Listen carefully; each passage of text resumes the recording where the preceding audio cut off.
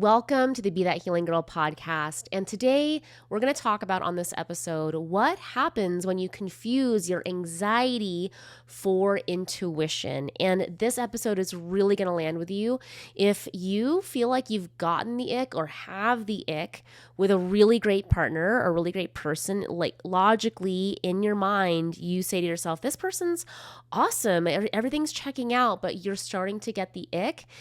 It might even look like you say to yourself, can I ignore this feeling? Or you can even feel like you can't ignore this feeling. Or something that I also told myself is, I think I'm losing interest. And it doesn't make sense. Like there's a dissonance because they're not saying anything wrong. They're not doing anything wrong. You're just kind of feeling like, ooh. And what I know about this, especially with this whole piece around anxiety and intuition and the ick, is you can totally lose out on a really great partner, maybe even the partner. And when your head gets in the way, it makes it really hard for you to feel connected, even if you might even sense that you are getting in your own way. So I don't want you to lose out on a good person. I don't want you to lose out on connection because your head's getting in the way. So I know this episode is really going to land. And if you are interested in this topic at all and you have more questions around, well, what is my anxiety and what is intuition? Great news is that this entire month, in October 2025, we are going into and breaking down what is the difference between anxiety, how can you utilize your intuition, and I teach that all in my community in the Healing Girl Gang, or I teach a very specific process with trainings, with implementation days, with an action taker toolkit, literally all the tangible steps to understand how to navigate your anxiety and intuition. And it's so cool because I just got a person that just joined and she's been listening for a long time, and she came to the first training and she's like, this is literally such an eye-opener, and that's just what we do. The process just works. So let's dive into it. And P.S., if you're new here, my name is Claire. I'm a relationship coach. I love helping high-achieving, high-performing girlies. Whether you have letters behind your name, maybe an MD, PsyD, or Esquire, if you have those kind of letters, RD, or maybe you are a career ladder corporate climber. I don't know if I said that right, but you are climbing the corporate ladder, you're in the C-suite, or you're getting there, you have a big team, or maybe you're an entrepreneur, you have a bunch of real estate doors, or you have digital products, and your career, while it is all checking out on the resume and you got receipts to prove it, you are feeling like it is not checking out, or you feel checked out, or you freak out when your partner is checked out in the relationship, and you are feeling a lot of anxiety the moment that you feel like he's distant, or you are feeling like there's a delay in communication that'll totally send you into a spiral. If any or all of that is you, then you are in the right spot. You're here. And if you are really brand new to me, I used to be very anxiously attached. My husband had pretty much a little avoidant tendencies, and now we have a secure, earned relationship and marriage. So I get it. I've been there. And I am excited to share what I've learned, and literally from my personal experience. So if this episode or any other episode is landing with you, then leaving a 5-star review on Apple or Spotify is like you high-fiving me. So if you have not done that yet, thank you for doing it. It helps to keep this podcast free, and it just helps my motivation. I'm just talking to a camera here. So a couple of updates, and one thing is that by the time this drops, I will be coming back from my solo experience. I'm going back to see my mom in the East Coast, and I have really been putting a lot of time and energy into decentering and actually making that part of just my regular routine, which I have been doing, but making like bigger actions. If you caught me in the past couple episodes, I went camping by myself for a night. I'm going to go see my mom by myself and see a good friend.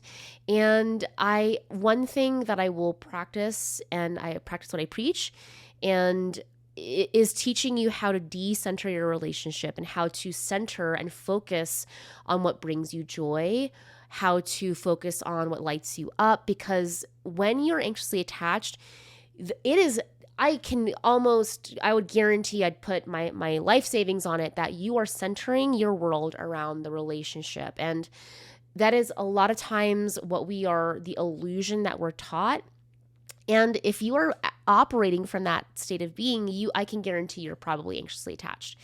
And I really just make it a huge point in my life. And I'm actually planning some other trips. In fact, I'm committing to my community in a bigger way. I'm going to be doing that. I'm also going to be considering, I don't know, we're going to have my mom's 80th birthday in February. I don't know, Craig might come with me, he might not, but I'm just clear that I'm going, and I just want to show you through my life and how I do it. Like, anxious attachment doesn't go away. You have to actively take action on it. Okay, it's part of you. It's part of the rigmarole. We have to learn to work with it. So that's an update. I also just want to take a moment just to share something, because it's been on my mind, and I just feel like I need to get it out of my body to just put the quandary out there. So I'm in Denver. Yay! If you're a Denver girly, let me know. Let's get coffee. Let's hang. But Love is Blind is coming out in Denver. And so I'm all about that, because hello, Love is Blind. Hello, Denver. Like, I love that. Also, there's this whole, I guess, like fable, or what would we call it? What is that word? It's like lore. Lore. That Denver is called Menver because there are a bunch of Peter Pans in this city. And I mean, I can see that, but also I had the best time dating in Denver. I had the best time. It was so cool. It was so fun. But Love is Blind is coming. It's in Denver. And so I caught a little preview, and if you haven't seen it, please go watch it, because there is a guy on there, and he says, and I cannot make this up. He says, "I eat my boogers." And first of all, I don't know a lot about reality TV. Like, we did start watching this show that's about producers, kind of making fun of The Bachelor, and it's really weird and interesting. And I had a colleague, a friend, I guess, that worked in reality TV, and she was a producer, and it's just like she basically said it's so fucked up. It's like, it's crazy. So I know that there's a couple layers here, all right? And so I'm hearing what this man has to say. And my first thought is, wow, that is so interesting. And first of all, if you're the producer, or you know the producer, give them mad props. Like, wow, I don't know how you got that out of somebody, but dang, that is forever. That is going to be on the internet for forever. So props to the producer. The other thing that I was thinking about was like, what were you thinking, brother? Wow, I don't know. And maybe, okay, and then I was talking to somebody else, and they mentioned, well, Love is Blind, all these reality TV shows, this is like my hypothesis and my theories. Feel free to DM me and tell me yours. But part of the game is to actually get airtime. And so maybe he was saying it to like make his statement or make his case and like get some airtime. I don't know if that was the case. You got some airtime, and we know that you eat boogers now. And then, okay, so this is going to get really gnarly, and some of you may disagree. And I just want to say, so what does it matter to you if somebody has this weird quirk, even if it's gross, but they were your perfect person? Like, if you could write out everything that your partner could be in this world. He is kind, he's compassionate, he saves whales, he volunteers at the SPCA, he works at this amazing corporation that gives back to minority communities. I don't know. He literally is this amazing treats you like gold, is your partner in crime, loves to travel. Okay, all these things. And his thing is that maybe he eats boogers. Would you say no? I mean, this might, I don't know, guys, but I just want us to look at that, because here's what I thought. Okay, and I think about a lot of things when I'm in the shower and getting ready.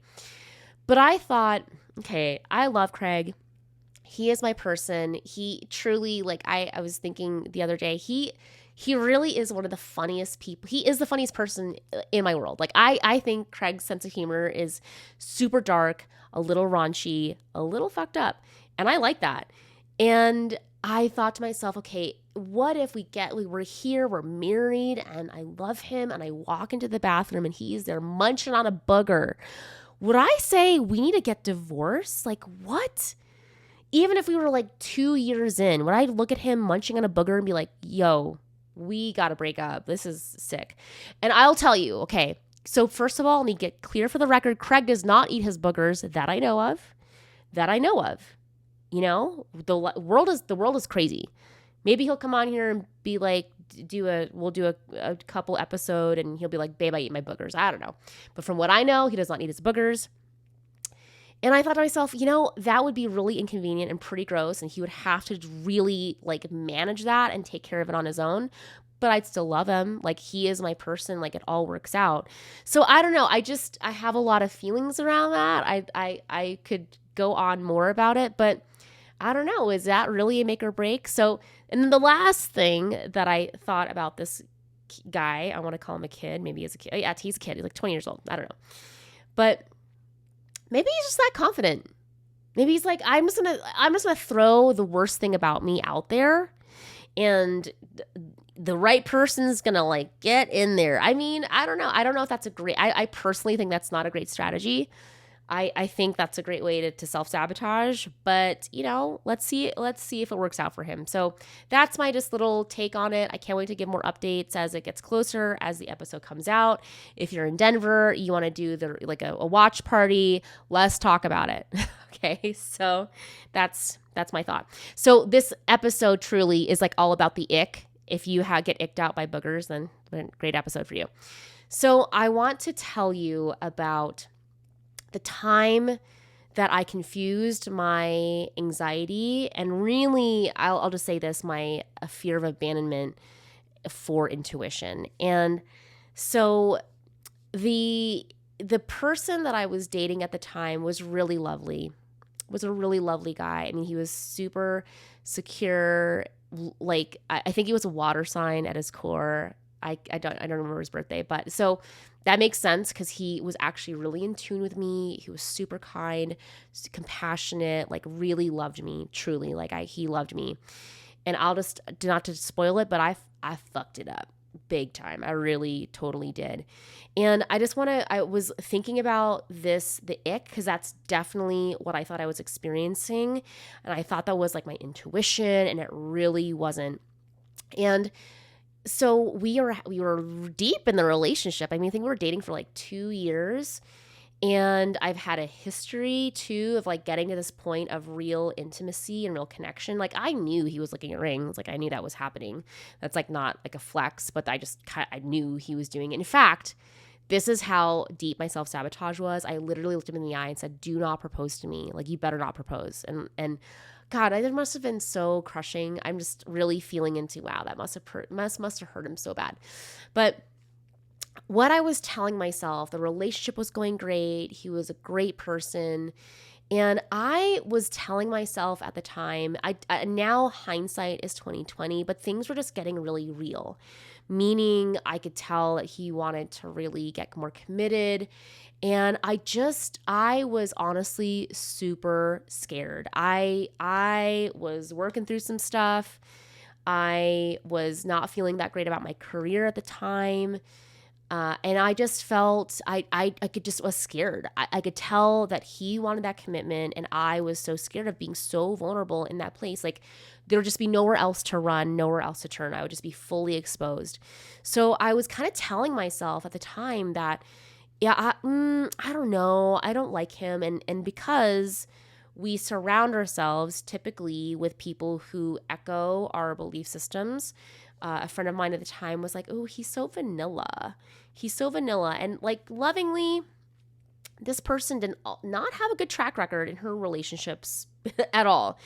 And so looking back, I should have really known that that was not great advice, because her relationships were not to what I would say great standard. So the behavior and the thing that I was mistaking as intuition was I was testing him. So he had a couple of good high school, college friends that he had grown up with because he's from Colorado, and it feels like that's what they do here. But yeah, I knew that he wanted to hang out with his friend. This friend was like a big drinker, and I just wasn't into that. It was on a Sunday, and I wanted to get home and have like a nice, decent night at home. And instead of just being super clear with my direction, which I guess looking back, I thought I was being super clear, and also like who cares? Like if I want to go home and get to bed, I go home and get to bed. Like believe you me, I have no problem these days. I don't I This is about me, okay? It's actually the best thing for the relationship. You got to take care of yourself. So the behavior that triggered me was that he kind of failed my internal test, right? I wanted to get home and he wanted to stay out late. And I was definitely in this space where I thought I was feeling really empowered, but really looking back, I was in self-protection. I was testing him in a test that he could not pass because he didn't know he was being tested, number one. And also, we don't do that in relationship, not in healthy relationships. I love you. A lot of you are doing that in relationships. We want a healthy relationship. We don't test people. And at the time, I thought I was being really empowered in that communication, and I was not. I was in self-protection.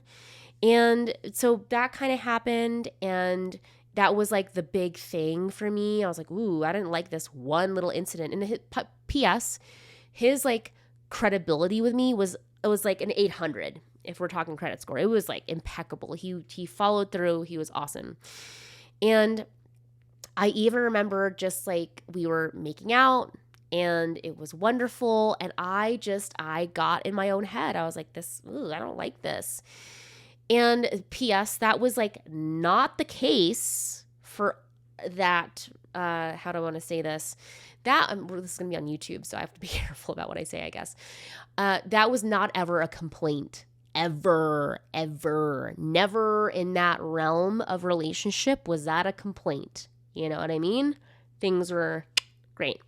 So what I know now was that I was confusing my own discomfort with intimacy and vulnerability. I was confusing that with this phrase I do not like, but I will use it here, is a red flag.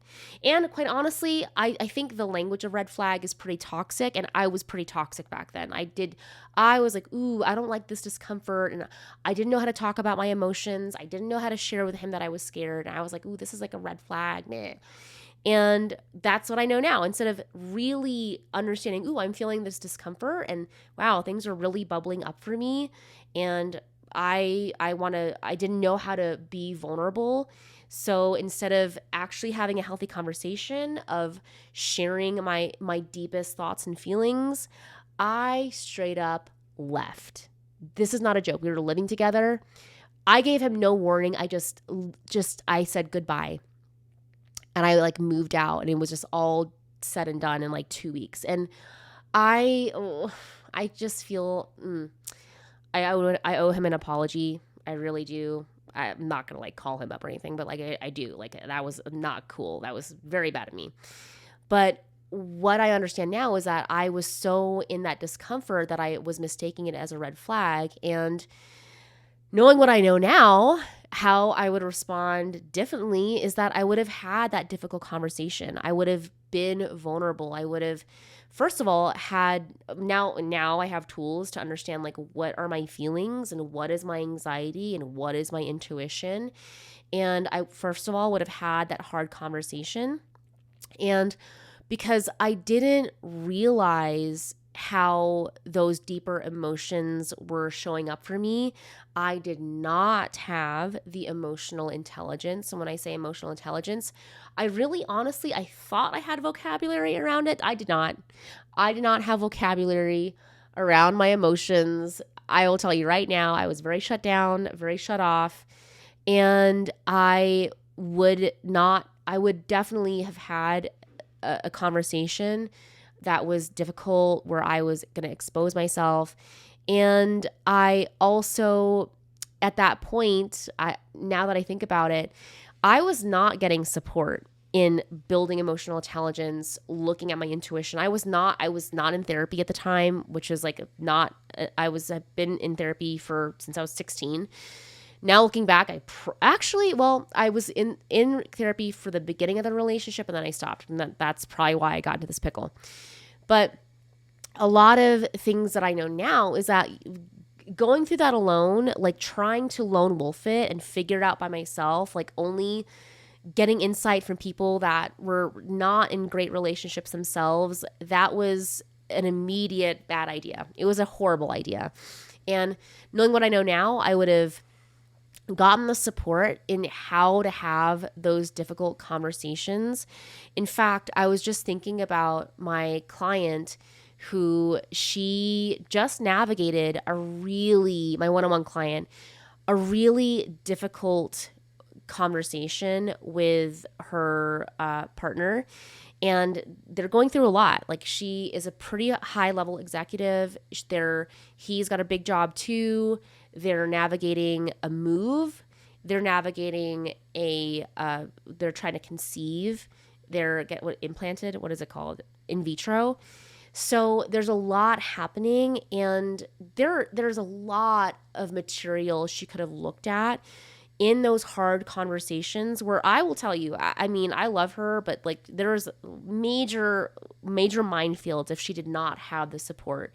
And now they are moving forward. They're going to be moving together. It's all looking good, and super proud of her for, number one, like being vulnerable. Also, it's my honor to walk her through those hard conversations, especially with so many logistics that are unique to her and her partner.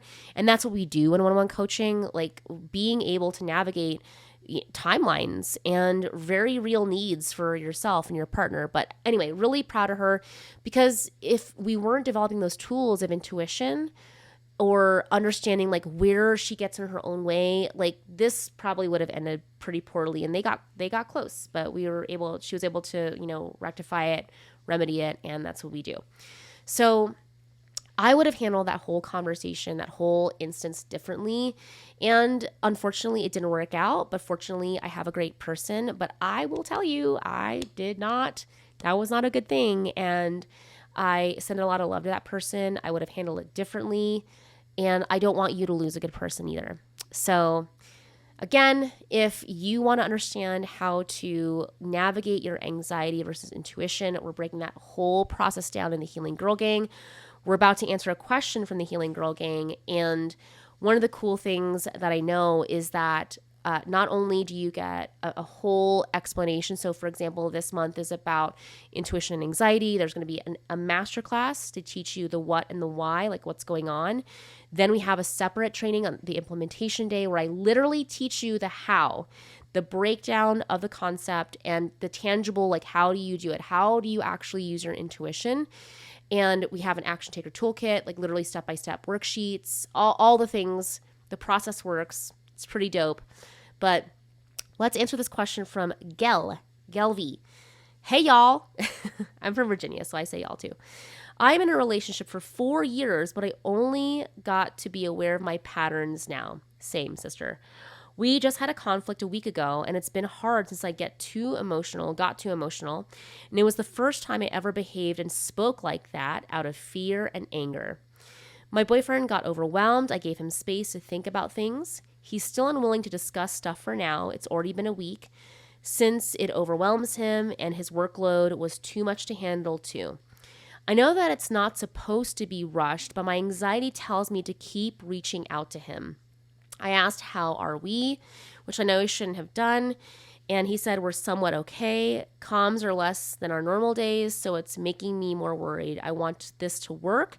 What should I do? Okay. So I'm hearing that, well, first of all, you said something out of fear and anger. So what I take from that, you said something that was probably pretty brash or abrasive, and it is somebody's normal reaction to go, ow, and to take their paw out of your hand, right? Ouch. Think about that. Like my Murdoch does not like getting his toenails clipped. This is a whole drama for everyone in the family, for me, Craig, and Murdoch. Like, Craig has this thought that, oh my gosh, we take him to the vet, they're not actually telling him, if they hurt him. So he's like, let's cut his nails ourselves. It's just super fucked up. Like, everybody's stressed out. We have to give him the sleepy pill and it doesn't work. Anyway, he's never been clipped, by the way. No blood has been spilled, but he sure acts like he's been cut with a butcher knife, but he's not. Anyway, it's normal. So we grab his paw, and that's what we call it. And he's like, ow, no, right? Even though it's never happened to him. But the normal reaction, if you say something hurtful out of fear and anger, that's a normal reaction, that he is going to take his paw back. He's going to retract, okay? And I just want to have a lot of empathy, a lot of love. Like, I can really hear, Gail, that you didn't mean it. I understand that. Like, sometimes we say things. Sometimes we knock over the milk. It just happens. And what is important, and everything that we teach in the Healing Girl Gang, is like, who are you being when that milk is spilled? Are you freaking out? Are you blaming yourself? Are you beating yourself up? Are you saying, well, you shouldn't have bumped into me to spill the milk? Like, who are you being in that moment? And the thing that I want to put in front of you, the invitation and who to be, is, can you be gentle and kind with, number one, yourself, and also with him? Because it sounds like he's licking his wound, right? It didn't feel good. He needs some time. He needs to hold his paw back. And if you have a dog, don't just like grab the paw and say, shut up, little dog, and like cut his nail. You need time. You need to be gentle with it, right? So that would be my invitation. Now, that is simple to say, not always easy to do. I have a lot of compassion for that. And you're in the Healing Girl Gang, so you're going to learn in the Healing Girl Gang. We're going to teach you how to hold yourself, how to change that pattern of what I call like the freak out or the flail. Like, oh my God, I need to do more. And as a high achiever, we tend to be under the illusion that we need to do more in the relationship. And that's not the case. Like, instead of doing more, the reality is, how can you hold that space within yourself? Who are you going to be in that space? So this is like, if we have a seed that's growing, you don't want to poke it or pour too much water on it or put it in too much sun. Like, the more you do, you actually hold back the growth.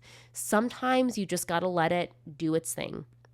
So you're in the Healing Girl Gang. Like, we're going to go over that. And I'm sending you a lot of love. Be super gentle with yourself and learn how to be patient, learn how to hold yourself. And I'm here to help you in the Healing Girl Gang. All right, angels, sending you a lot of love. Mwah.